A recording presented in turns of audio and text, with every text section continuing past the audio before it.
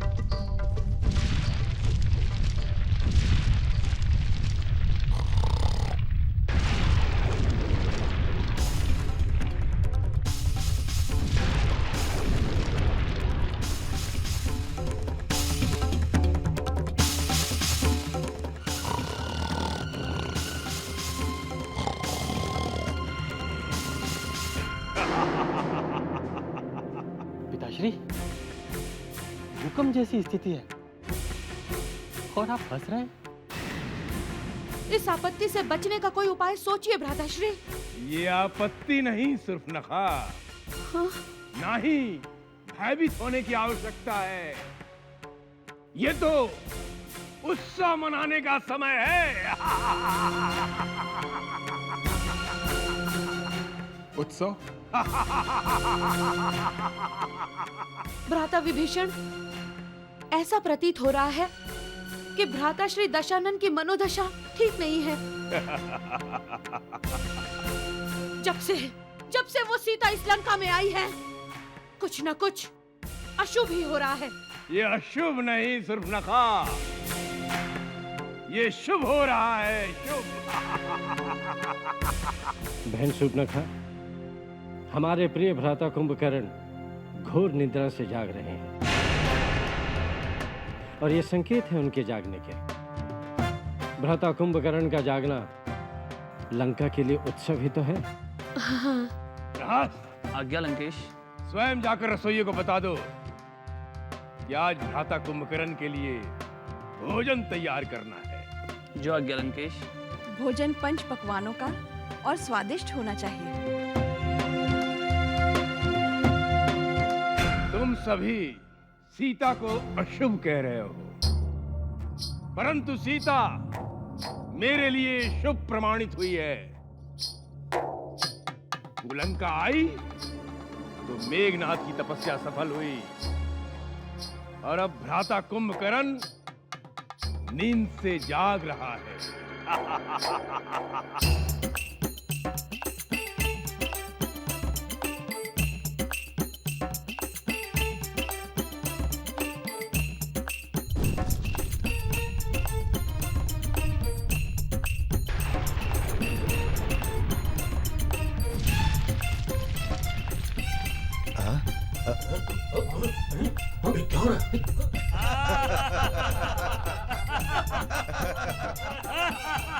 महाराज कुंभकर्ण जागने वाले हैं। वो तो हम जान ही गए हैं। अब महाराज कुंभकर्ण सारी लंका का खाना एक ही समय में अकेले खा जाएंगे। कुछ भी बोलिए महारानी, दशानन के अनुज महाराज कुंभकर्ण जब जागते हैं तब ऐसा लगता है कुछ दिनों के लिए लंका के प्राण लौट आए हैं। भ्राताश्री, अब तो लंका का हर वासी ये जान गया होगा कि भ्राताश्री कुंभकर्ण जाग गए।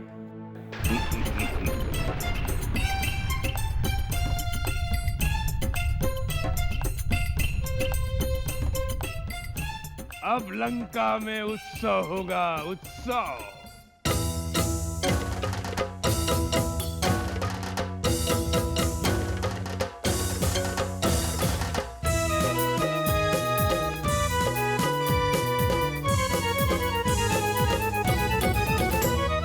शकलक धम चिक हम्बा हम्बा, जय महाकाली जय जगदम्बा। शकलक धम चिक हम्बा हम्बा, जय महाकाली जय जगदम्बा। नींद के अवतार जागो, पर्वत के आकार जागो, उठ के चाहे फिर सो जाना, जागो बस एक बार जागो।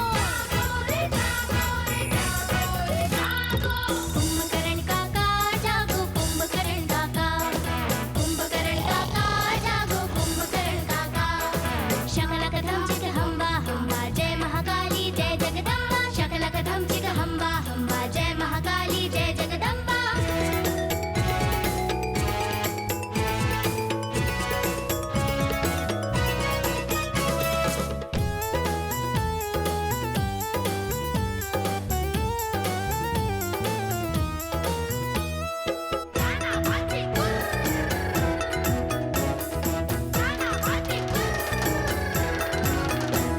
हम ढोल नगाड़े पीट पीट कर हारे, कानों पर जो टकरेंगे नहीं तुम्हारे। ढोल नगाड़े क्या तुमको नहीं सुनाई देते हैं? हमें तुम्हारे दोनों कान खुले दिखाई देते हैं। ढोल नगाड़े क्या तुमको नहीं सुनाई देते हैं? हमें तुम्हारे दोनों कान खुले दिखाई देते हैं। शकलक धम चिक हम्बा हम्बा, जय महाकाली जय जगदम्बा। शकलक धम चिक हम्बा हम्बा, जय महाकाली जय जगदम्बा। नींद का जंगल काट जागो, तुम्हें खिलाए चाट जागो, हमें न देना डांट जागो, खर्राटे सम्राट जागो। कुंभकर्ण काका जागो, कुंभकर्ण काका, कुंभकर्ण काका जागो, कुंभकर्ण काका।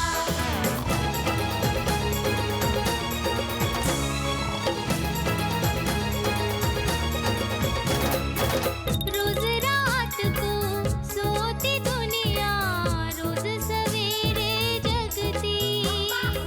6 महीने तुम सोए रहो क्या, भूख प्यास नहीं लगती। रोज रात को सोती दुनिया, रोज सवेरे जगती।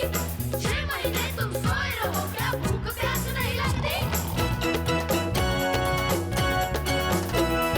सावधान, अब काका जागने वाले हैं। ओ बाबा, अब हम तो भागने वाले हैं। वो देखो अंगड़ाई ले रहे हैं, जगने की खबर दे रहे हैं। शकलक धम चिक हम्बा हम्बा, जय महाकाली जय जगदम्बा। शकलक धम चिक हम्बा हम्बा, जय महाकाली जय जगदम्बा।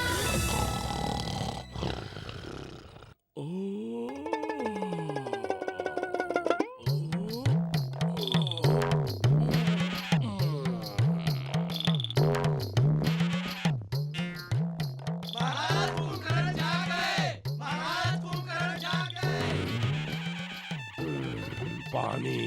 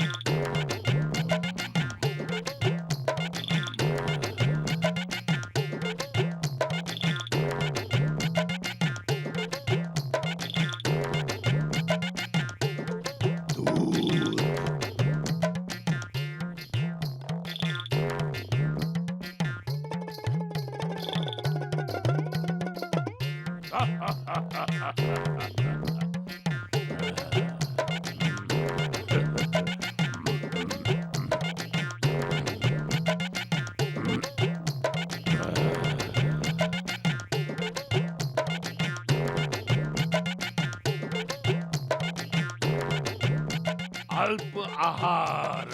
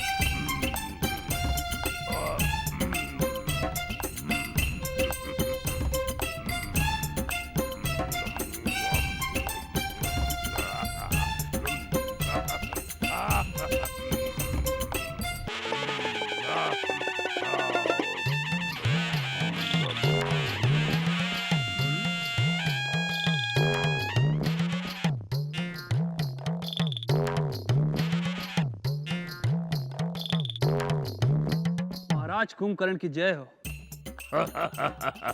प्रातः काल के भोजन में जीवित प्राणी बड़ा आनंद आएगा। मेरा नाम प्रहस्त है महाराज, मुझे हस्पताल लेना आवश्यक नहीं है। प्रहस्त, तुम कुछ दुबले हो गए हो। आप भी कुछ दुबले हो गए महाराज। अच्छा हुआ तुम आ गए। जाकर महाराज दशानन को समाचार दे दो कि उनका अनुज कुंभकर्ण जाग गया है और उनके दर्शन करना चाहता है। लंकेश को समाचार मिल चुका है महाराज, और वो परिवार सहित आपसे मिलने शीघ्र ही आ रहे हैं। बस आप स्नान करके तैयार हो जाइए। स्नान?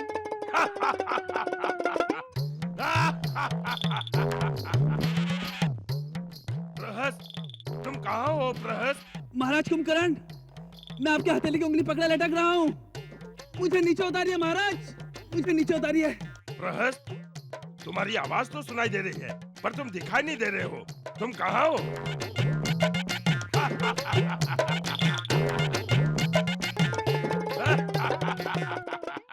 भयभीत ना हो पुत्री। परंतु माता, ये तो भूकंप आया है। नहीं पुत्री, ये तो संकेत है कि दशानंद का छोटा भाई कुंभकर्ण नींद से जाग गया है। कुंभकर्ण नींद से जाग गया, अर्थात महाराज कुंभकर्ण को निद्रा का वरदान है, इसलिए महाराज कुंभकर्ण सदैव निद्रा के अधीन रहते हैं और जब वे जागते हैं तो दशानंद अपने भाई के जागने का उत्सव मनाते हैं। परंतु माता, वरदान तो तपस्या करने के बाद मिलता है, और वरदान में कोई निद्रा क्यों मांगेगा? पुत्री, महाराज कुंभकर्ण तो महाकाय हैं। उनके पेट में सदैव भूख की अग्नि प्रज्वलित रहती है। एक समय की बात है कि उन्होंने भूख के कारण तीनों लोकों में हाहाकार मचा रखा था।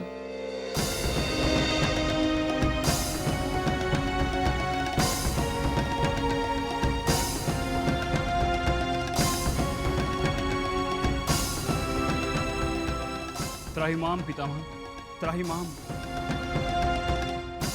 देवेंद्र, इस प्रकार भयग्रस्त होने का कारण? कुंभकर्ण पितामह। कुंभकर्ण?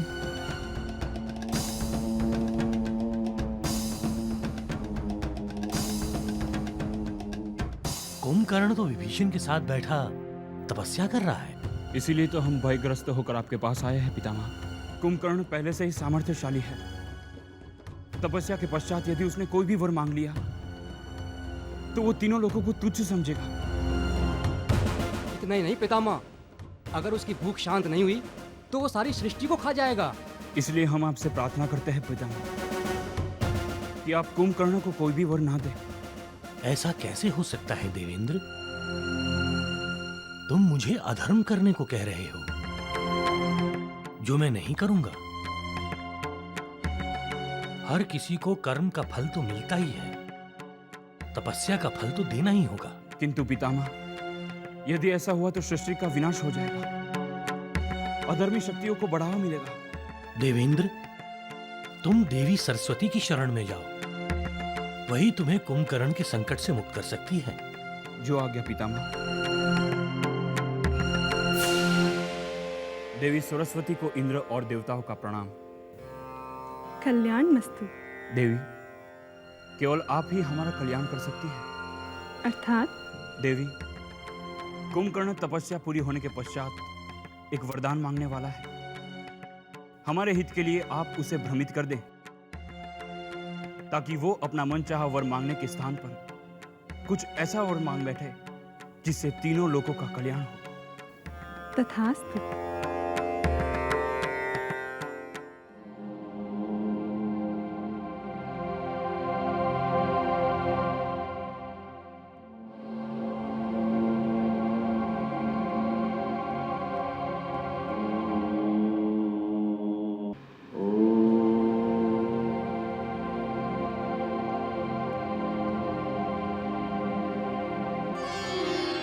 वत्स विभीषण, ब्रह्मदेव, प्रणाम। मैं तुम्हारी तपस्या से प्रसन्न हूं। मांगो, क्या मांगना चाहते हो? परमपिता, मैं सदैव धर्म के मार्ग पर ही चलता रहूं, चाहे मेरे प्राण संकट में क्यों ना हो। मेरी बुद्धि सदैव धर्म की ओर ही रहे,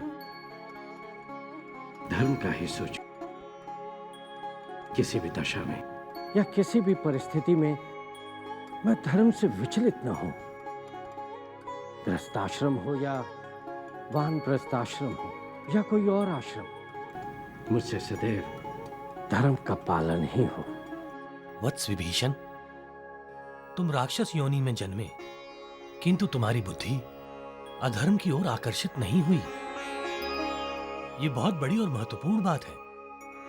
तुम महान हो विभीषण, तुमने जैसा चाहा वैसा ही होगा।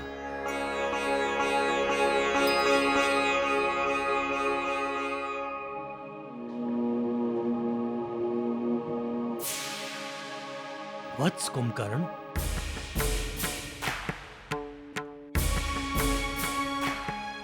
तुम्हारी तपस्या सफल हुई। मैं तुम्हें वर देने के लिए आया हूं।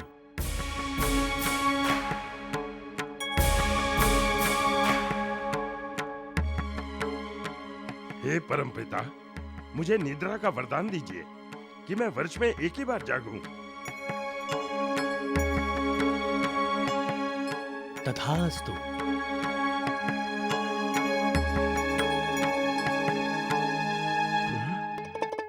ये मैंने क्या मांग लिया?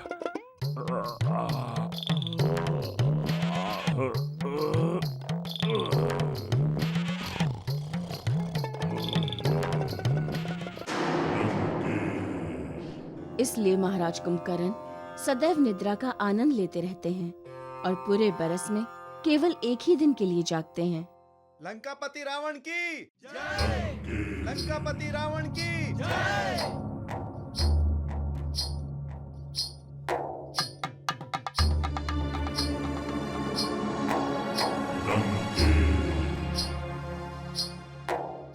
ये लुका छिपी का खेल हमारे साथ कब तक खेलोगी सुंदरी? इस सीता की मृत्यु तक दुष्ट।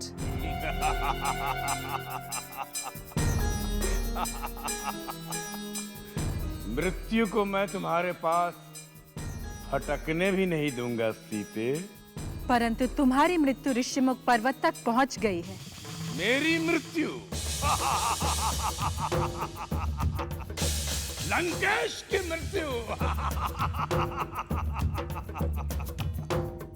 स्वप्न देखना छोड़ दो सीते और सुनो, मैं चाहता हूं हम दोनों के विवाह से पहले तुम्हें अपने परिवार से मिलवाना। मेरा अनुज महाबली कुंभकर्ण निद्रा से जाग गया है। इसके पहले वो फिर से निद्रा के अधीन हो जाए। मैं चाहता हूं हमारा विवाह संपन्न हो जाए। असंभव। लंकेश हर असंभव को संभव कर देता है सीते। त्रिजटा, आज्ञा लंकेश। सीता का श्रृंगार किया जाए। आज ही सीता के साथ मेरा विवाह संपन्न होगा।